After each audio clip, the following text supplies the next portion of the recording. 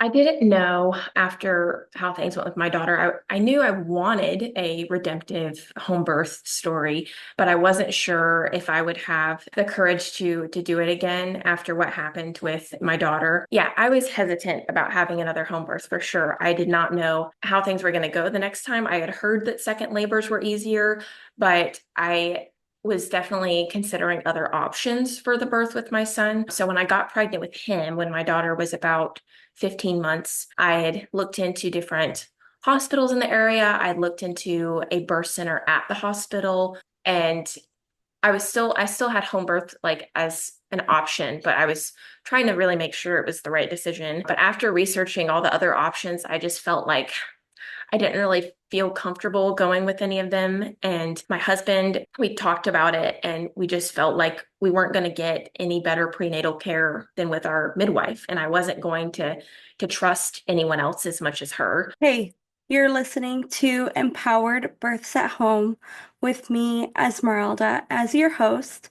I am a mama of three, fellow home birther, and doula. I am completely obsessed with birth, more specifically, home birth. And this is the podcast where women come to share their home birth stories, along with the journey that led them down the path to home birth. Whether you're pregnant, planning a home birth with your first or fourth baby, or even is just someone who is a complete birth nerd like me, this is the podcast for you. Let's get right into this week's empowering home birth story. Hi, I'm Jenny. I live with my husband Matt and our two kids in South Carolina. I am a stay-at-home mom. I love coffee. I love talking about home birth and anything that is related to the natural health world. But yeah, I'm really excited to be here and share my birth stories today. Yeah, awesome. And what kind of got you into home birth and finding out about that Yeah. whole path? So when my husband and I were dating, actually, he wanted to watch The Business of Being Born with me. And he had some friends from his old church that had done home birth. That was a very normal thing for them. And so he was very much on board with home birth based on what he had heard from them. And so we watched The Business of Being Born. And up until this point, I had no knowledge of home birth whatsoever. I don't even think I knew that it existed. But after watching The Business of Being Born, my eyes were just opened to all the issues with the hospital system and how birth could be done so much better at home. And I don't know that I was fully convinced of it by then, but I was at least more on board with it. And just seeing the horrors of the hospital system helped me to understand why home birth could be a good option. So when my husband and I got married, we got pregnant right away. And we had talked about doing a home birth. So I started calling different midwives and birth centers in the area. And ended up interviewing just one midwife. Her name was Jennifer. And after that interview, we decided to go ahead and go with her. We felt like she was equipped and we felt comfortable with her. So that's kind of how we got into the home birth world, I guess. Mhm. Yeah, awesome. And did you have anyone kind of in your family that was against you having a home birth or maybe gave you some pushback or anything like that?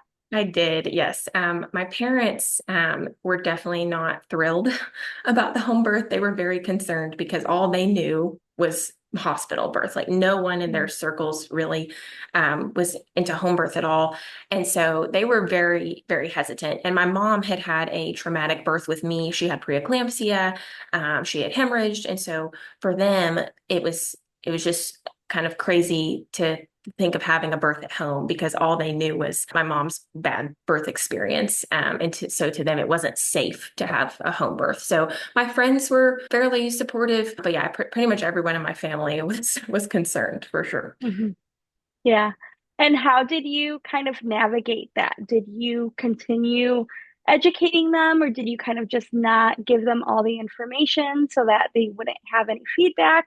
What was that like? Yeah, I tried to tell him, it's statistically, it's actually safer to have a birth at home. Like in some regards, there's less likelihood of need for intervention and complications and things like that. But they were still very convinced that it was not safe. I did bring my mom to one of my midwife appointments and to help her see like what it was like and to see that my midwife wasn't just some random lady off the street that didn't know what she was doing, that she was trained and equipped to handle birth. So they were, they were just still hesitant about it. Hmm. But we worked through it and tried to tell them, it's going to be okay. Like it's safe. And if there's an emergency, we'll go to the hospital, but we're going to still go for it. Yeah, definitely. I think it is helpful for other women who are planning a home birth to hear that maybe not everyone is going to be okay with the fact that you Mhm. are planning a home birth and kind of just hear how other women navigated it. So I am thankful Right. for you to share that. Yeah. And during the planning of the home birth, what were some things and maybe some like resources or tools that you used to help you prepare?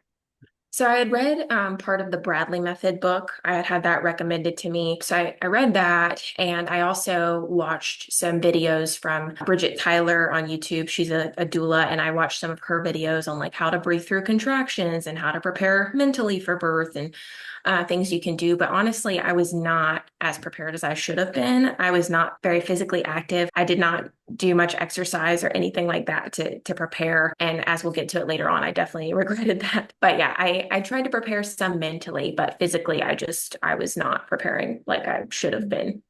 Hmm. Yeah.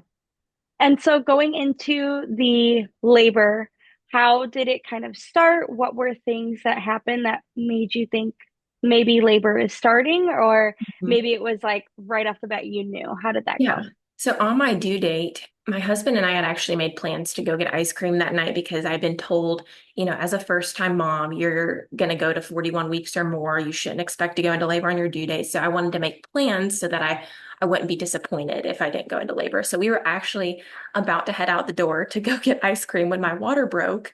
And I was like, it'll be fine. And my husband Matt was like, are you sure? And I was like, yeah, let's just go. And then my water just kept leaking and leaking. I was like, never mind. I'm going to take a shower. You go to Target and get me some ice cream and bring it back here. So that's what he did. And contractions had not started at that point. I ended up calling my doula when my water broke just so she would kind of have a heads up. And yeah, contractions did not start right away. I think it was a couple hours later when I started feeling some contractions, but they were not very intense. And then around 10 o'clock, I was trying to sleep, and they were not terrible, but they were uncomfortable enough to where I just couldn't sleep. And so I got up and I made some granola bars, and I think I did a few other things, just trying to get my mind off things and focus on something. And then contractions started picking up. And then by about 2 o'clock, contractions were definitely more intense and more painful. And I was timing them, and they were about 5 minutes apart. And I was like, oh, this means I'm close to having the baby. We should call up my doula because I might have a baby by the morning. So this was a Hmm. Thursday night that I went into labor. And so it was like 2 a.m. I called Hannah, my doula, and I was like, I think you should come. And so she comes and she does some hip squeezes. She brought a heating pad. She's trying to help me cope through contractions, and labor continued on into the next morning. And I wanted my midwife to come and check me. I had already gotten into the birth pool. I was thinking like, I've got to be in transition because of how intense contractions were at that point. And my midwife came kind of later that afternoon, and before I got checked, I told my doula, I was like, I'm scared. Like, what if I'm only at a 4 and I'm having this much pain? And she was like, based on hearing you, I really don't think you're at a 4. So I was like, okay, I'll get checked. And I was at a 4 and I cried. I was just so discouraged. I was like, how am I in this much pain and I'm not even in transition yet? And so my doula, she really encouraged me, and my husband was there to encourage me as well. And I decided to keep going. So this was Friday, and labor just kept going and going and going. And I kept having like a cutoff point where I was like, okay, if I'm not at a 7 right now, I'm going to the hospital, I'm getting the pain meds. And when I said that, I was at a 7. And then it was, if I'm not at a 9 right now, I'm done. And I was at a 9. I was like, well, I can't quit now. And then labor kept going and kept going. And it was Saturday at this point. Okay, so labor started Thursday night. It was Saturday. And finally, I started pushing. So I started out pushing in the pool, but eventually things got to where my doula really felt like the pool was slowing my labor down, like it was making me too comfortable. So I got out of the pool. We tried a lot of different positions, tried sitting on the toilet, tried hanging from the rebozo that she had brought, tried all sorts of things. And it was several hours into pushing. And my midwife was like, I think you should just lay on the bed. And I really didn't want to do that because I knew that increased risk of tearing. But she was like, we really need to get things going here. Like you've been in labor a long time. And I was like feeling really weak. And so I was like, fine, I'll get on the bed. And so then I pushed on the bed on my back for hours. And it was like really intense pushing, like what they call purple pushing, like I would hold my breath, push really hard.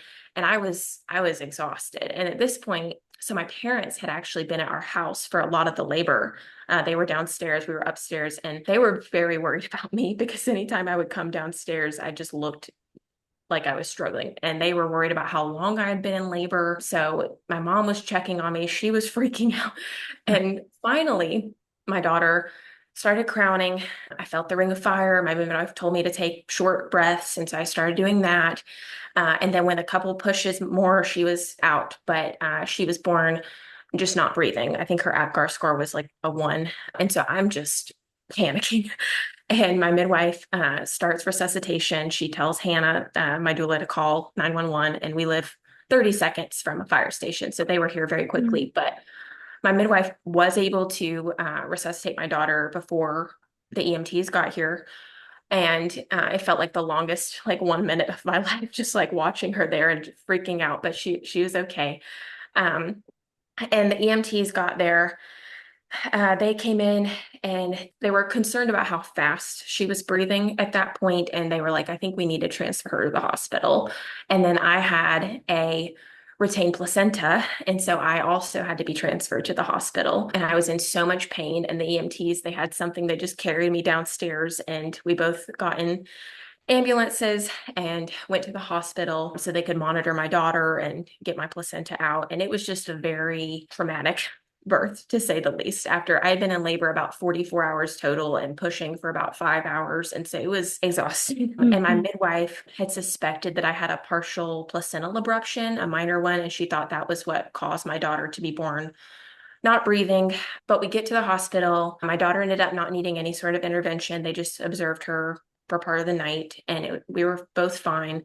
But I had a very, very hard recovery. I tore pretty badly, and I was in so much pain. And just with the trauma of going to the hospital and not having that birth that I wanted, it was very difficult for sure. Mhm. Yeah, definitely. And was there anything that kind of suggested if she was in like the wrong position and that's why it took so long, or was there any reasoning that the midwife gave you? The short cord. And sometimes I know I've read that that can like make labor take a little longer because that can make them harder to descend. I think she probably was in a weird position, but ultimately, like we didn't have a for sure answer Okay.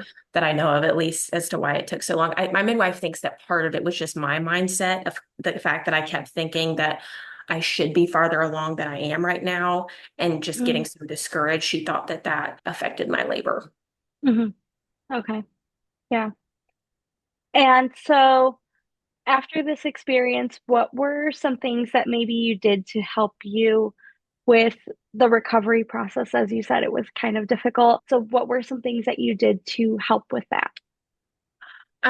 Well, my husband was very supportive and he was able to encourage me and to help me get through. And my midwife was also my lactation consultant. And so she helped me with breastfeeding and everything else for, the 6 weeks. And I had a lot of people, checking in on me and like bringing me food. And so that was helpful. But physically, I definitely struggled for a while. I was like in pain just getting off the couch for a week, and it was a hard hard recovery, but I was grateful for sure that I had all my friends and my family and my husband there to help me through the recovery just mentally. So that was really good. Mhm. Definitely. Having a village for your postpartum, no matter how your birth goes, I think is very important and something that everyone should prepare for. Even if you're having home birth, hospital birth, Hmm. transfer, however your birth ends up, you should have a community around you and a village around you for postpartum Hmm. because it can make your postpartum experience so much better and be so For helpful, sure.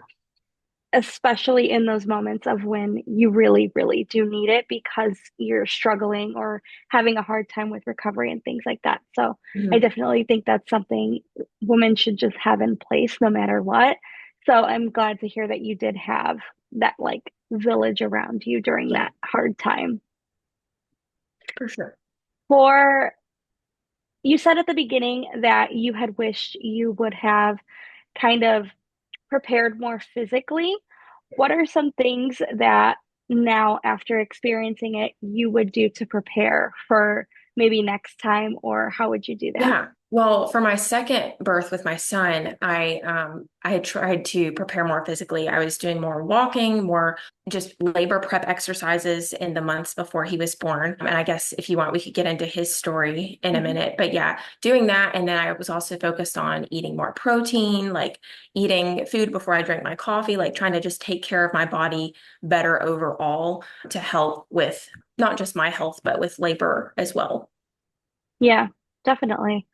And was there kind of a period of time where you ever thought maybe you wouldn't have another home birth, or did you always know you would try again for the home birth?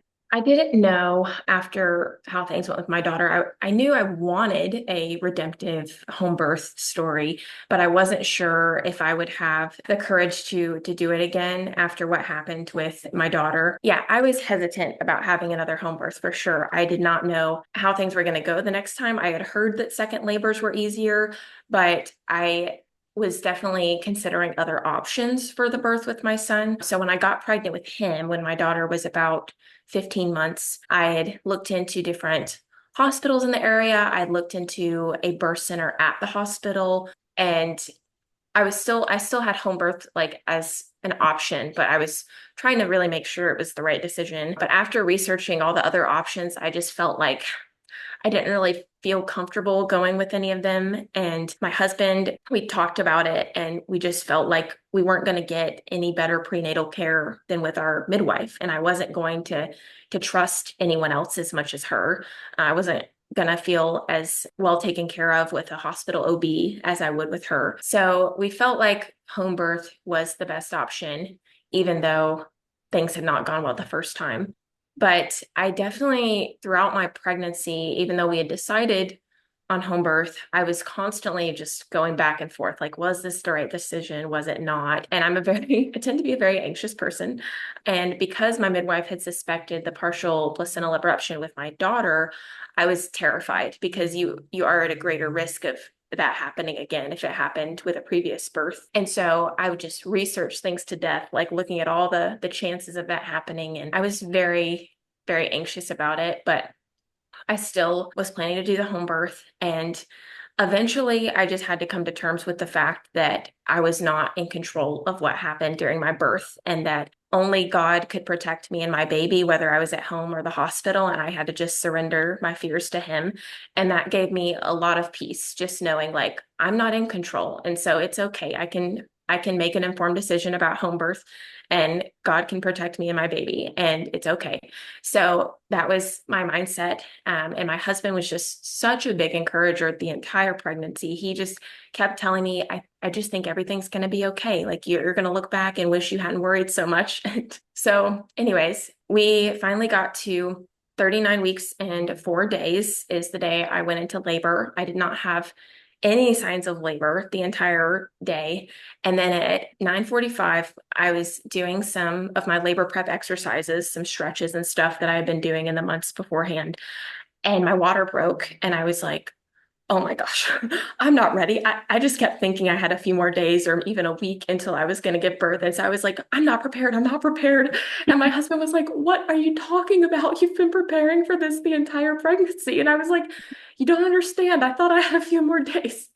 And so I was just kind of panicking. And I ended up calling my doula. I had a different doula this time, one of my good friends, Aubrey.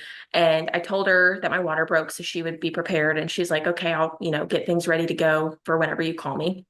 And at this point, contractions had not started yet, but I was just frantically running around the house trying to do things to get ready for the birth and just keep my mind occupied. And my husband was like, You really need to rest while you can. And I was like, okay, fine, I'll go to bed. So I go to bed and I just could not sleep. I had the worst insomnia. It wasn't even that contractions were painful at that point. It was just, I had so much adrenaline in my system that I could not rest. So I got up and unloaded the dishwasher and did some random things, set up some snacks on the counter for the birth team.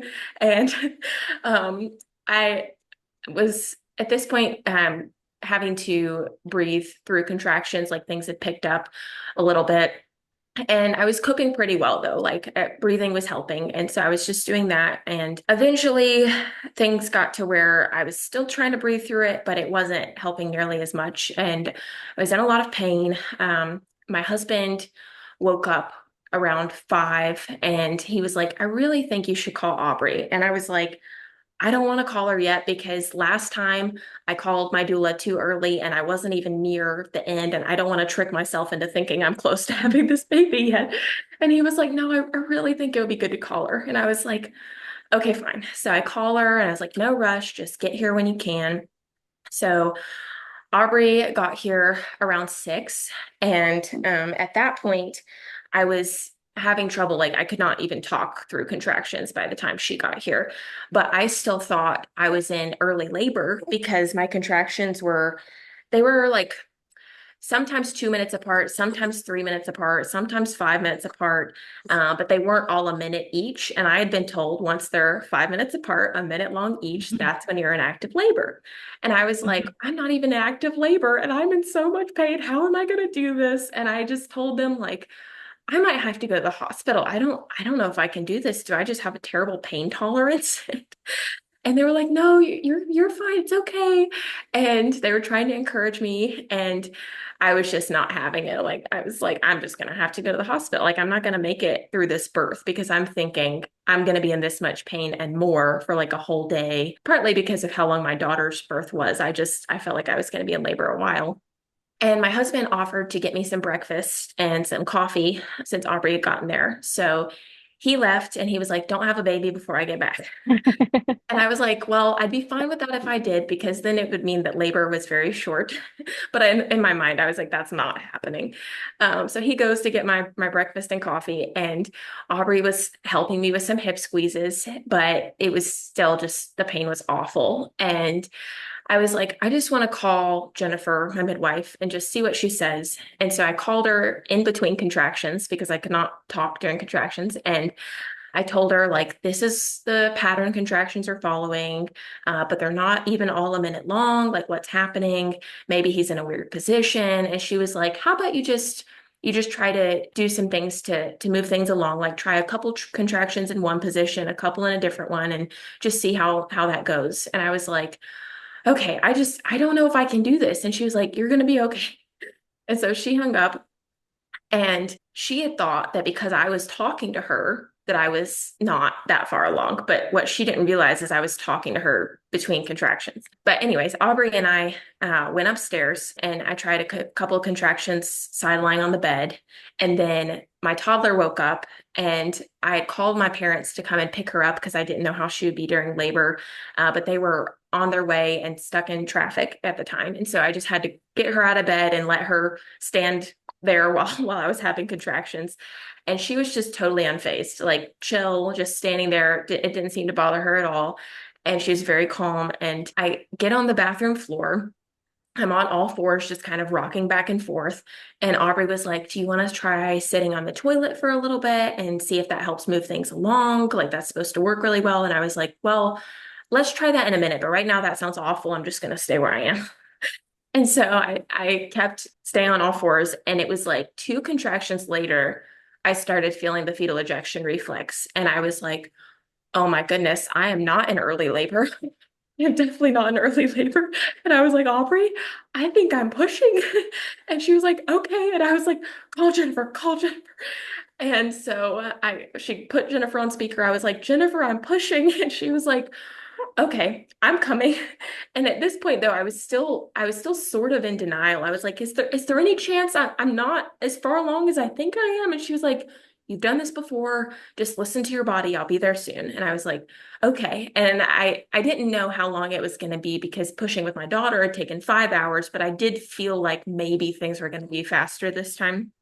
And I wanted to be in the water, but I did not want Aubrey to leave me to set up the birth pool, and I did not want to wait for the time it took to set up the birth pool. So I just said, let's get in the bathtub. And at this point, my husband was still not home yet. And so we got in the bathtub, and Aubrey's standing there, my daughter's standing there. I'm pushing, just making all sorts of loud noises. My daughter still was not phased. She's just chilling.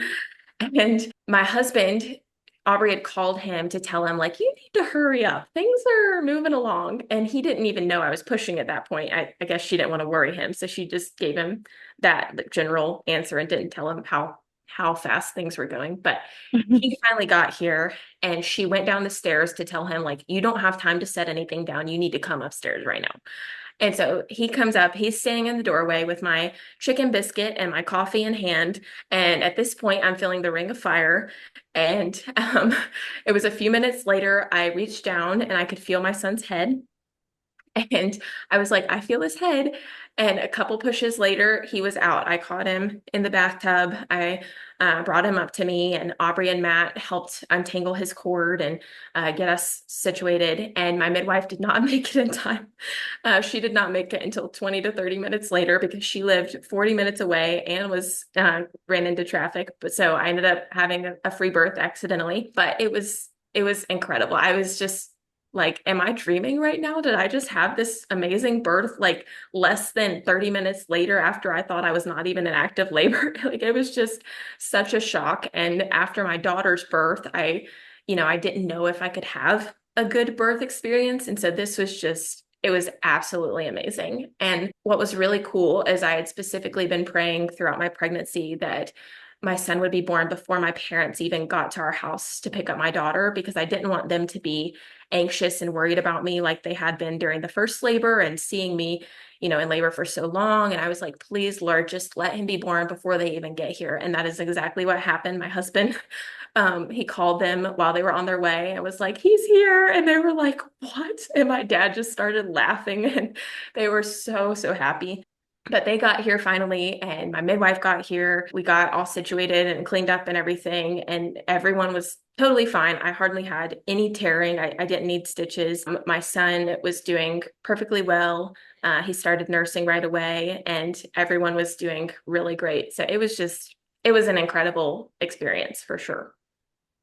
Yeah, absolutely. That's amazing. I love how you had told him, like, be back before the baby, and he's like, Mhm. oh, I'll be back before it happens. Like, I'll make sure. And then he's still gone, and you're almost like having the baby at that Yes, he point. So barely that made was, it before. Yes. yeah, Yes. that's pretty funny how as both just like didn't think that would happen, and that's Hmm. what happened. Right. Yep. That's just so amazing and kind of really does show how every woman and every birth are so different. Like, just Hmm. because you have a certain birth happen the first time doesn't mean that that's exactly how it's going to go the second time. Right. And some women do end up having patterns where they notice, like, oh, this happens to me every birth, or this happens. But every birth is just so unique and so different. Hmm. And you can't really base it off of the last time. Like, you don't really Right. know how it's going to go at all. It could be Hmm. the same length as the first time, or it could be super short and happen really fast. And it just all happens, I think, the way that it's meant to. And like you said, Hmm. the way that you were kind of praying for things to happen and the way you were hoping for things to happen. And that's how it ended up unfolding. Right. I think that's really special just to hear and know that you can have that like redemptive birth Hmm. experience, and it doesn't always have to end in like this trauma or like an unfortunate story of just it didn't end the way that you were hoping for it to happen. And it's really beautiful that you got to experience that kind of fulfillment of what you Yeah. had wanted the first time. Yeah, and I think it made it even more special just having gone through the traumatic birth with my daughter. It made it so much more special when my son was born that I would not have had as much of an appreciation for his birth experience if I had not gone through what I did with my daughter. And so having that really hard birth just made it so much sweeter to have, an amazing redemptive birth experience. And I was just so, so grateful that God had answered those prayers and had allowed things to go so smoothly. But yeah, for sure, I had been told so many times, that second births are different and it's probably going to be a lot shorter. But I wasn't sure if I could have that great birth experience, and so I was just so grateful. Yeah, that's amazing. And so for this postpartum, was the recovery any better than last time, or how did this recovery go? Yes, it was definitely easier physically for sure because, like I said, with my daughter, I was limping around in a lot of pain and I was not doing well. But with my son, because I didn't tear very much, it was a lot easier physically to get through postpartum. It's still been hard because the newborn stage is just hard sometimes, but it's definitely been easier than with my daughter for sure. And I kind of knew what to expect as well. So that made it a little easier too. Yeah. And so, is there any kind of one bit of information that if you could share with someone who is currently planning for a home birth right now, what would that one thing be that you could share with them? I guess just to really try and prepare yourself mentally ahead of time and to not let yourself get psyched out during labor, even if things aren't going the way that you want them to, because I really do think that my mindset during my daughter's birth made things a lot worse. Just having this expectation of what labor was going to look like made it so much harder when those expectations were not met. And it was a lot harder on me mentally during labor. And so I think just trying to, have the right mindset of just focusing on the end goal of bringing your baby into the world and not getting so caught up in I'm not as far along as I think I am. Thankfully, with my son's birth, even though I was still anxious, things went a lot quicker. But I think my daughter's birth could have been made better if I had not just gotten so consumed by the number I was at, oh no, I'm only at four or whatever, like that. It definitely made it a much harder experience. And then to just also know that just because you have had a rough birth does not mean it has to be that way. Again, I definitely got a lot of pushback when I was planning a second home birth because of how things had gone the first time. And so just knowing that it does not have to be a traumatic experience with your future children just because it was with one in the past. So having that mindset and knowing that it is possible to have a beautiful, wonderful birth, I think can change things for sure. Yeah, absolutely. For the first piece of advice that you said, you kind of shared it in the middle of your story where you said you kind of just had to surrender to that it's just going to happen like the way that it's going to happen. Mhm. And I think that that goes hand in hand with like during the actual labor as well, is just like fully surrendering to the Mhm. process and to just how your birth is going to unfold and how maybe it is unfolding in the moment. Just you have to fully surrender to it. And Mhm. that's the biggest thing that can really help you in the end, because if you do have that certain mindset or expectation and it's not going that way, then that's where a lot of the kind of upset and like guilt and just those bad feelings of like it didn't go the way that you wanted it to go will come up. And if you just have that fully surrenderness to the whole process, you won't have that feeling of it didn't go the way that I Right. wanted it to go. It wasn't the right way Yeah. that that it was supposed to happen or anything like that. And it just will unfold the way it's meant to. Yeah. Definitely. Thank you so much for coming on today and for Thank sharing your you. stories with us. It was amazing to hear just how everything unfolded for you. Yeah, thank you so much. I really appreciate you having me on. As a doula, I serve women who want to have a physiological and intuitive birth. Women who are ready to take radical responsibility for their birth and want to be the authority in their birth. This is not a job or career for me. This is much bigger, something deeper. This is soul work, my ultimate passion, because I trust women and I trust birth. I have both in-person and virtual offerings available, including birth services, birth circles, courses, mentorships, freebies, and much more. For more information on everything that I offer, the link is down below in the show notes. Thank you so much for listening to this episode. If you enjoyed it, I'd love for you to share with any family or friends who may benefit from these stories and experiences. To further support this podcast, I'd appreciate if you would leave a 5-star rating and review, or you can even make a loving donation on my website at birthsathome.com/products slash podcast dash donation. Tune in next week for another home birth story.